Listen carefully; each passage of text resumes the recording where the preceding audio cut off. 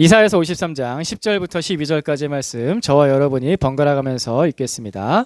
주님께서 그를 상하게 하고자 하셨다. 주님께서 그를 병들게 하셨다. 그가 그의 영혼을 속건 제물로 여기면 그는 자손을 볼 것이며 오래오래 살 것이다. 주님께서 세우신 뜻을 그가 이루어 드릴 것이다. 고난을 당하고 난 뒤에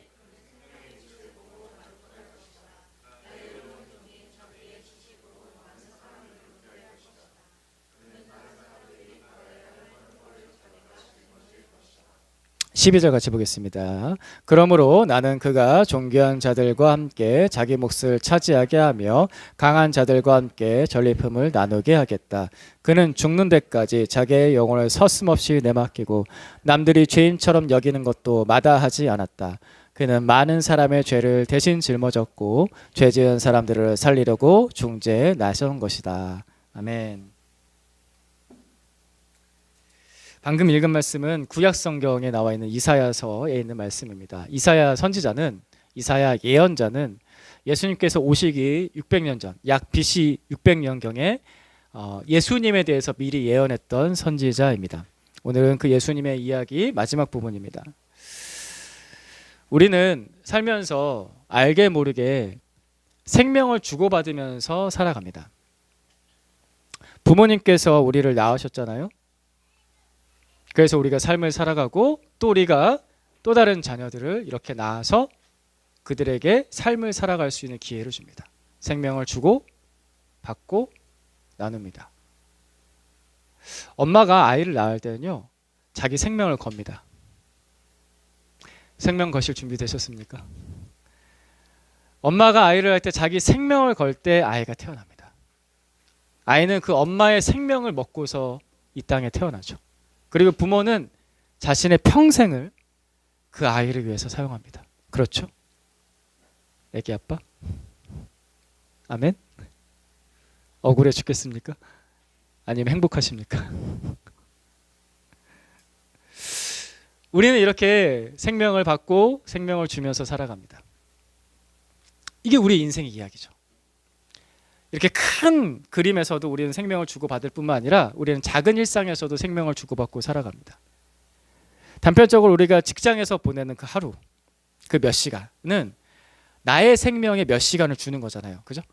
그러니까 내 생명에 몇 시간, 내 생명에 그 하루를 줄 때 우리는 뭘 받죠? 돈을 받습니다. 네, 월급을 받습니다. 내 생명의 값으로 월급을 받는 거예요. 그리고 친구들과 같이 보내는 시간들 있지 않습니까?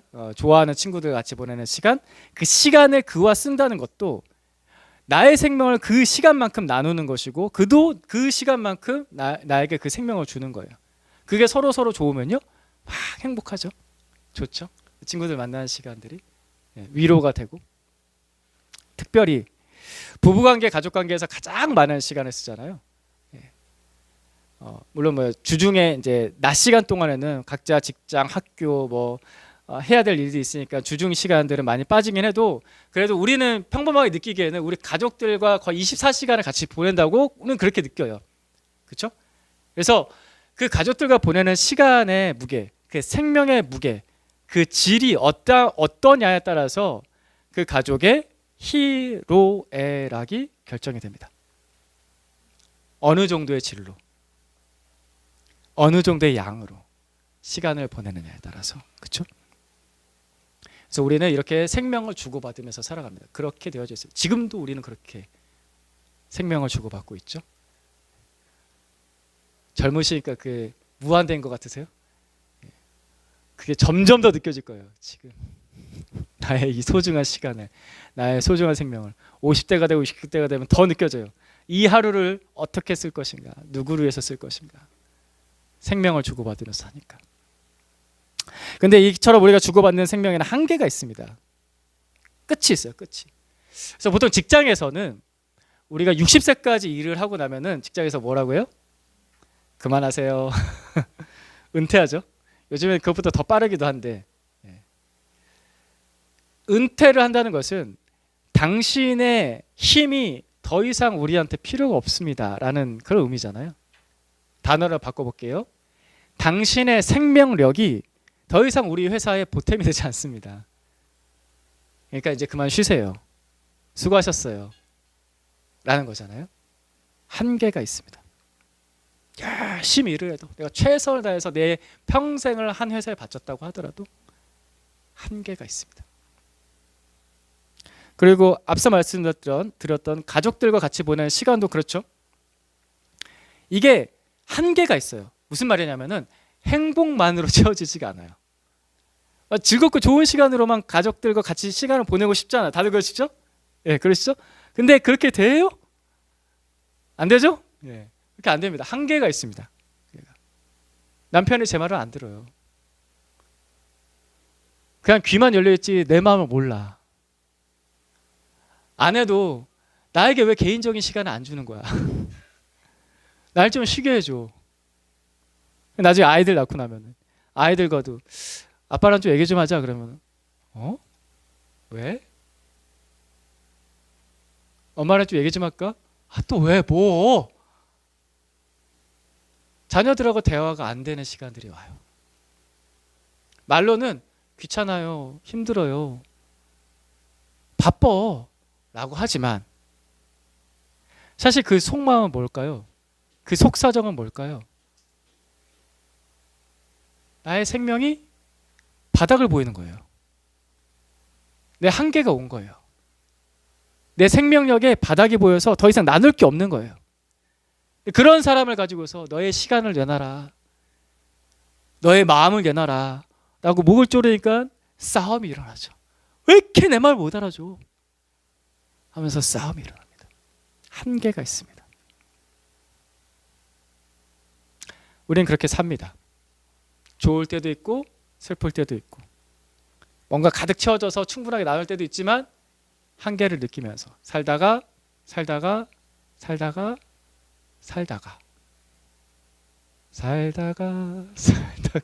그 다음에 어떻게 될까요?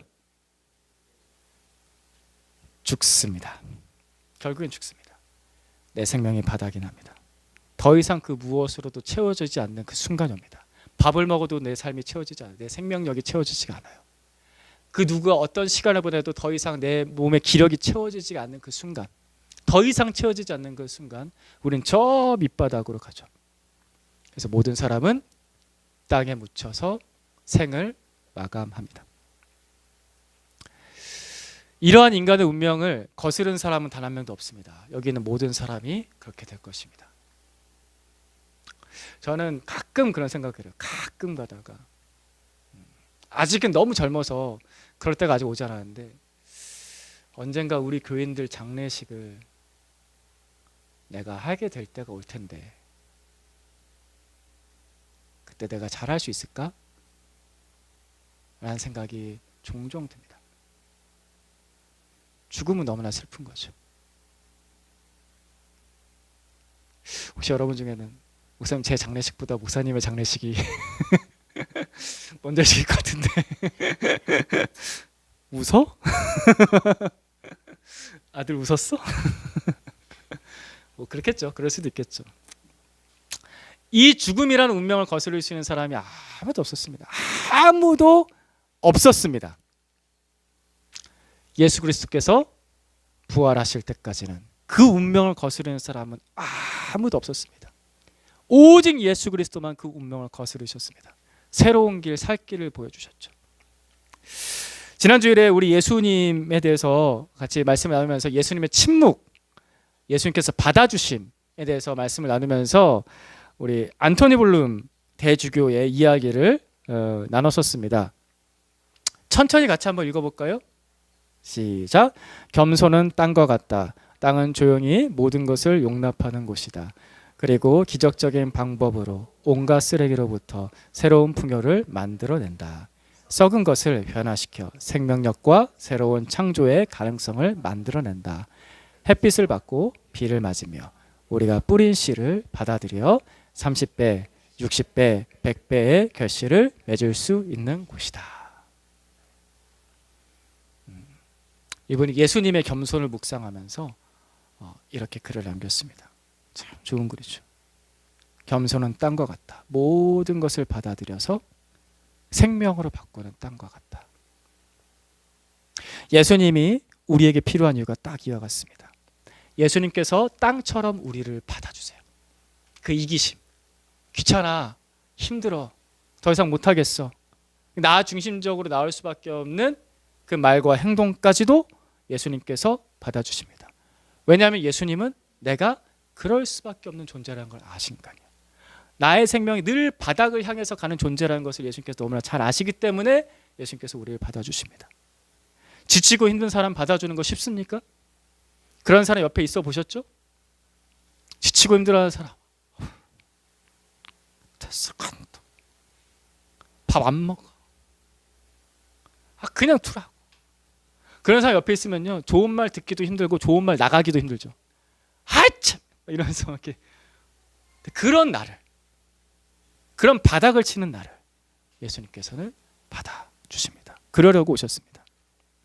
오늘 본문 말씀 이사야서 53장 10절 말씀인데요, 이 10절 말씀에는 주님과 그라는 단어가 나오는데 이분이 누구신지 잘 모르실 수 있을 것 같아서 제가 표시를 해놨습니다. 주님은 하나님을 뜻하고요, 그는 예수님을 말합니다.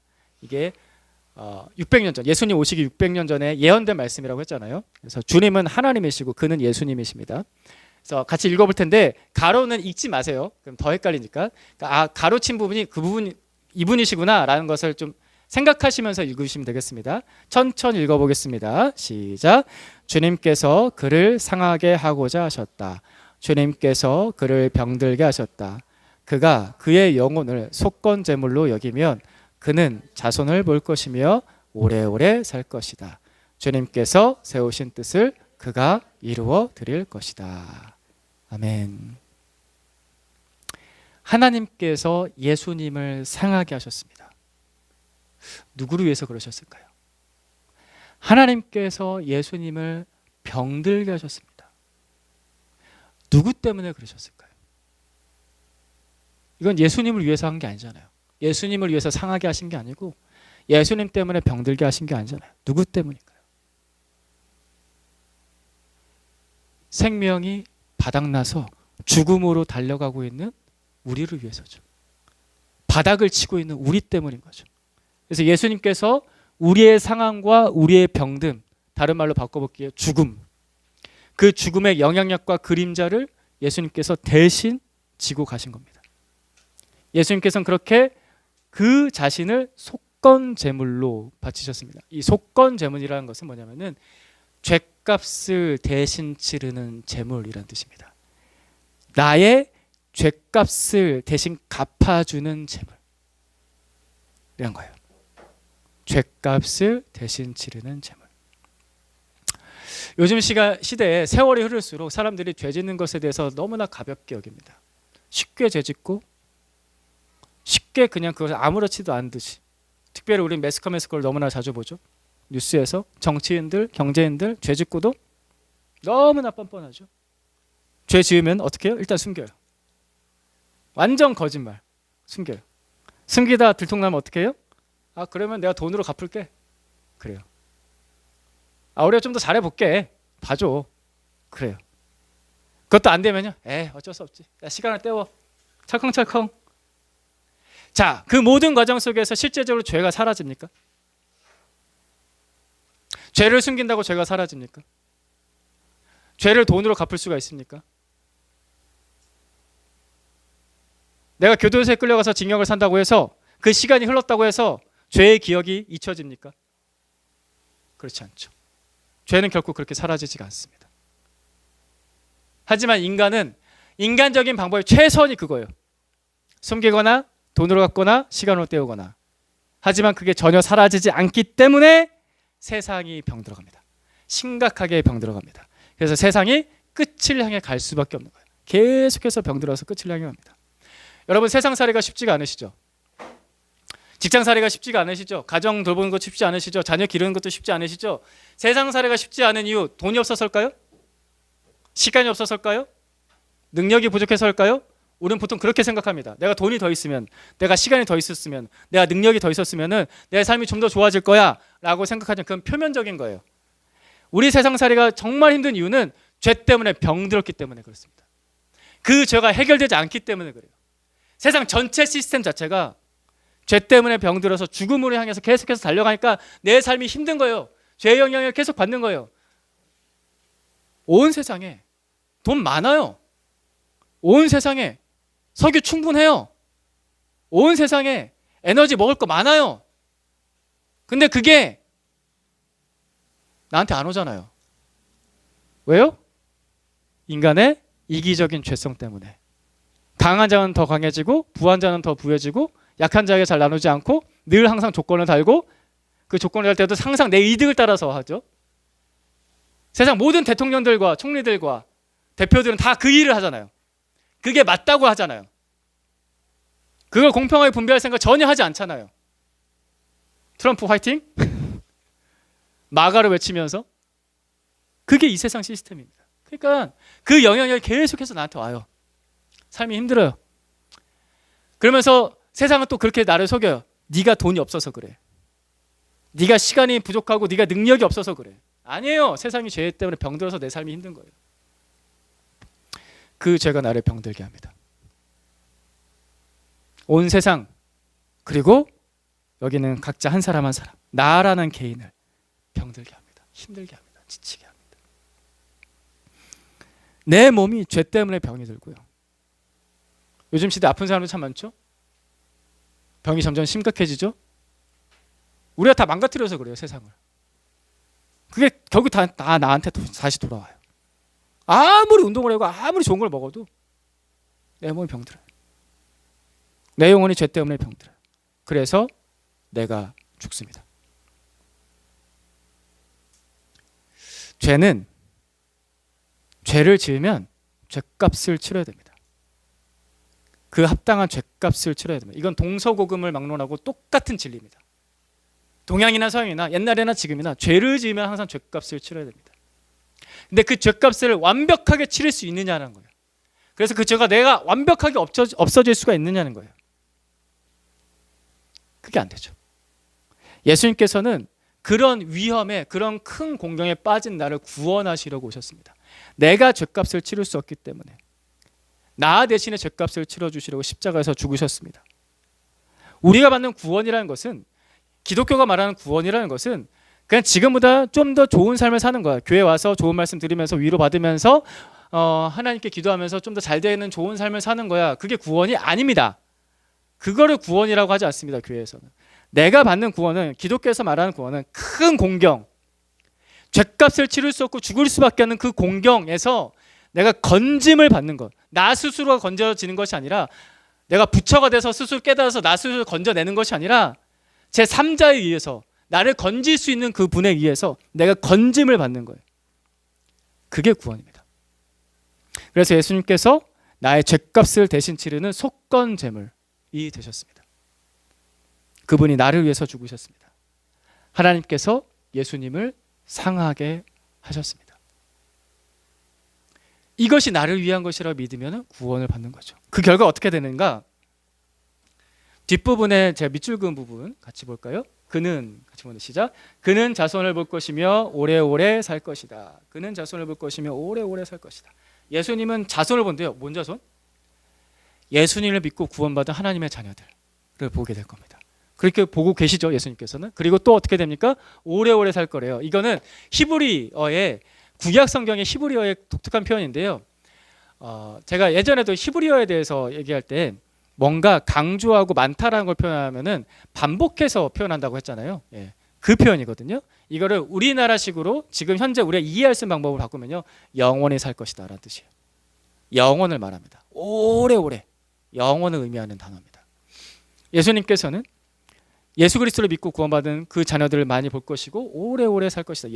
영원히 사십니다. 지금 그러고 계시죠? 여러분은 여러분의 인생에서 가장 크게 만족스러울 때가 언제였습니까? 여러분은 여러분의 인생에서 가장 행복할 때가 언제셨어요? 한번 생각해 보세요.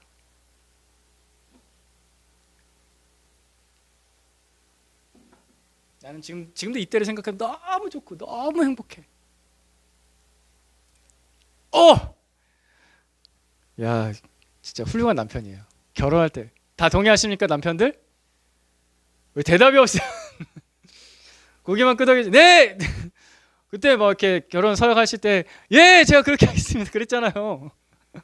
결혼할 때, 예, 결혼할 때 가장 행복했습니다. 저도 그것에 대해서 동의합니다. 결혼할 때 진짜 행복했습니다. 그리고 아이를 낳을 때 정말 행복했습니다. 우리 교회가 참 연령대가 젊은 편이에요. 어쨌든 그래도 노후화되고 있는데 20대 중반에서 이제 30대 중반 후반으로 넘어가고 있는데 우리 20대 빨리 전도해야 되는데 아니 20대가 되시거나 이렇게 나이들이 대부분 다 젊은 편인데 다들 결혼을 하셨어요. 다들 어떻게 결혼을 하셨어요? 그렇게 힘들다는 결혼. 다들 결혼하기 어려워하고 힘들어하는 시대에 어떻게든 다 결혼을 참 위대한 결단을 하셨어요. 그리고 우리 교회 가정들의 기도 제목 중에 이런 기도 제목이 있죠. 하나님 우리 가정에 자녀를 보내주세요 라고 기도를 하고 있습니다. 그렇게 애를 낳는 것이 힘들고 애 키우는 것이 힘들다고 하는데 어떻게 그런 생각을 하고 어떻게 낳아야겠다고 생각하셨나요? 왜 그러셨어요? 왜 결혼하셨어요? 왜 아이를 낳으셨고 낳으시려고 하세요?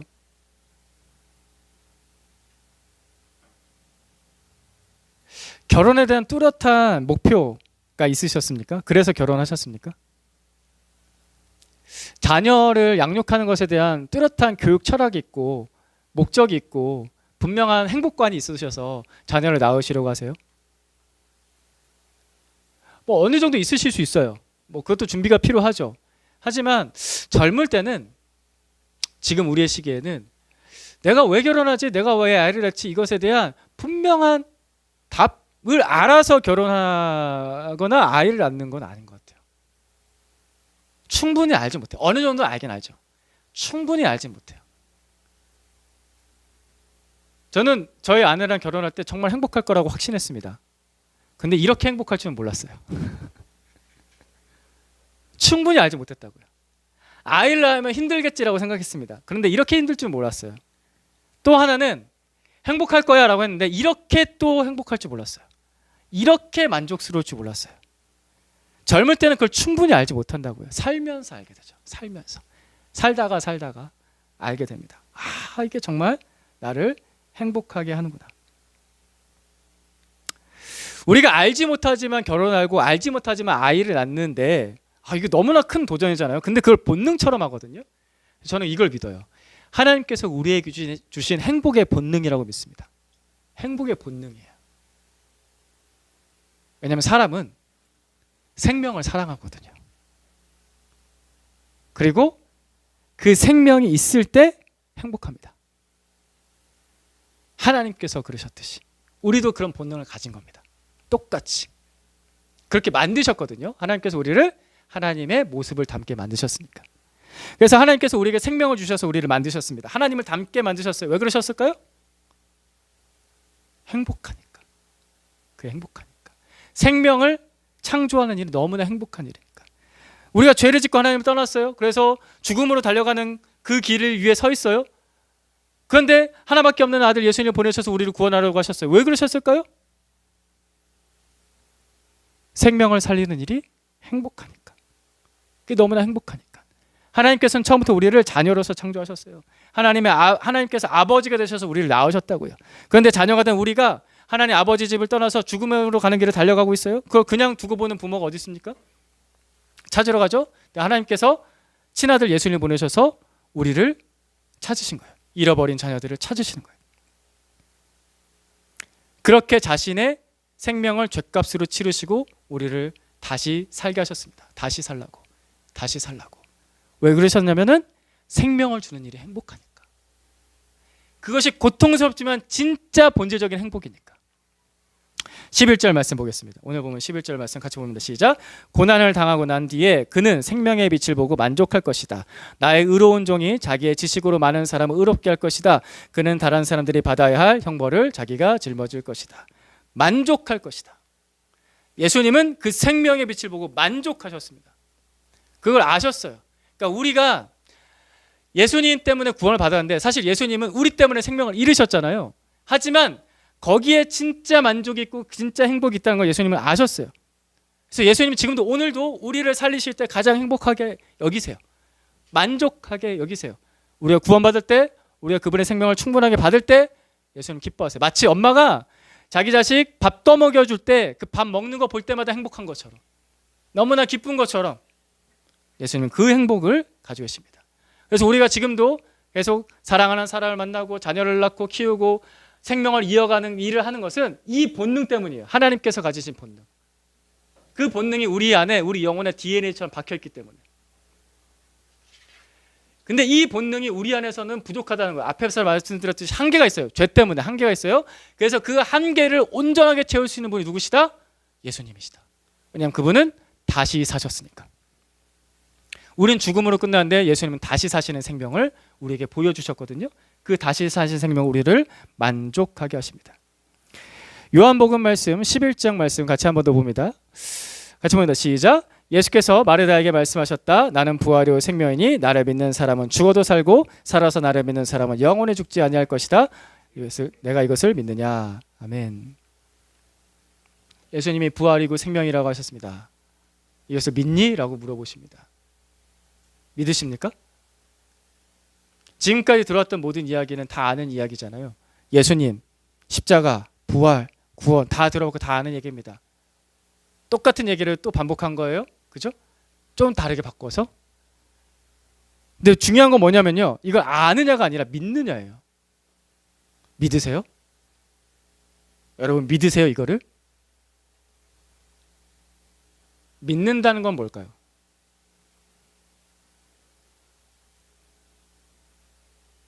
뭐가 믿는 거죠? 쉽게, 아주 쉽게 표현하면요, 그냥 의지하는 거예요.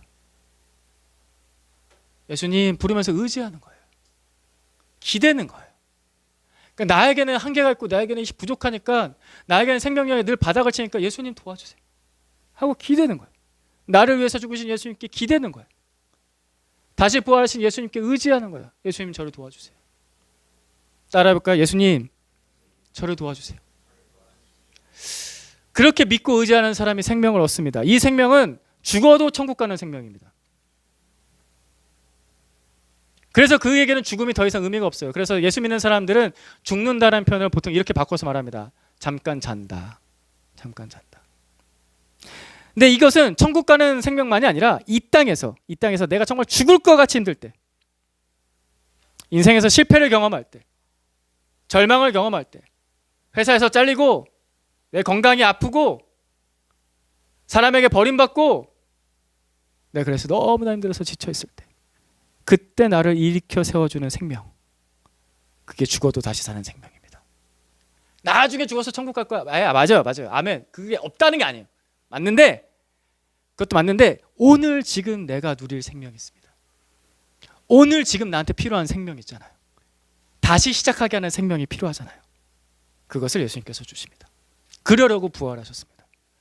예수님 의지하세요. 그게 믿는 거예요. 그러니까 마음 놓고 의지하세요.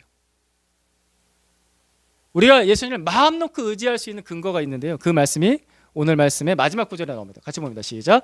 그러므로 나는 그가 존귀한 자들과 함께 자기 몫을 차지하게 하며 강한 자들과 함께 전리품을 나누게 하겠다. 그는 죽는 데까지 자기의 영혼을 서슴없이 내맡기고 남들이 죄인처럼 여기는 것도 마다하지 않았다. 그는 많은 사람의 죄를 대신 짊어졌고 죄 지은 사람들을 살리려고 중재에 나선 것이다. 아멘. 그는, 예수님은 많은 사람의 죄를 대신 짊어졌고 죄 지은 사람들, 누구예요? 나예요. 나를 살리려고 중재에 나선 것이다. 예수님이 나의 중재자가 되어주십니다. 나서셨다고 했어요. 내가 너를 위해서 나설게. 중재자. 요즘식으로 우리 말로 조금 바꾸면요, 변호사. 예수님이 나의 변호사가 되세요. 조금 더 쉽게 표현하자면 예수님 내 편이 되세요. 예수님이 나의 변호사, 나의 편, 나의 중재자가 되셔서 나에게 날마다 새로운 생명을 주시는 거예요. 누가 나에게 다시 살 기회를 줍니까? 조금만 실수해도 사람들은 나를 바로 평가하잖아요. 누가 나에게 다시 시작할 기회를 주냐고요. 누가 나의 죄를 매일같이 용서해 줍니까? 남편이 용서해 줍니까? 엄마 아빠가 용서해 줍니까? 매일같이? 용서해 주지만 찌꺼기에 남아있죠. 그래 내가 참아줬다. 두고 보자. 싸웠다가 나중에 한 게이지 한 100쯤 차게 되면은 그때 터지죠. 여보, 내가 말이야 말을 안 하려고 했는데 말이야. 그럼 말을 하지 말아야지. 꼭 말을 해. 예수님은 그렇게 용서하지 않으세요. 매일같이 용서해 주시고 잊어버리세요. 지워버리세요. 그걸 기억하지 않겠다고 하시죠. 새롭게 다시 시작해야 되기 때문에. 나한테는 늘 새롭게 다시 시작하는 게 필요하니까. 늙고 병든 나에게 새로움을 주시는 분이 누구세요? 누가 그걸 줄 수 있냐고요. 예수님은 주세요. 예수님 나를 위해서 나서셨습니다.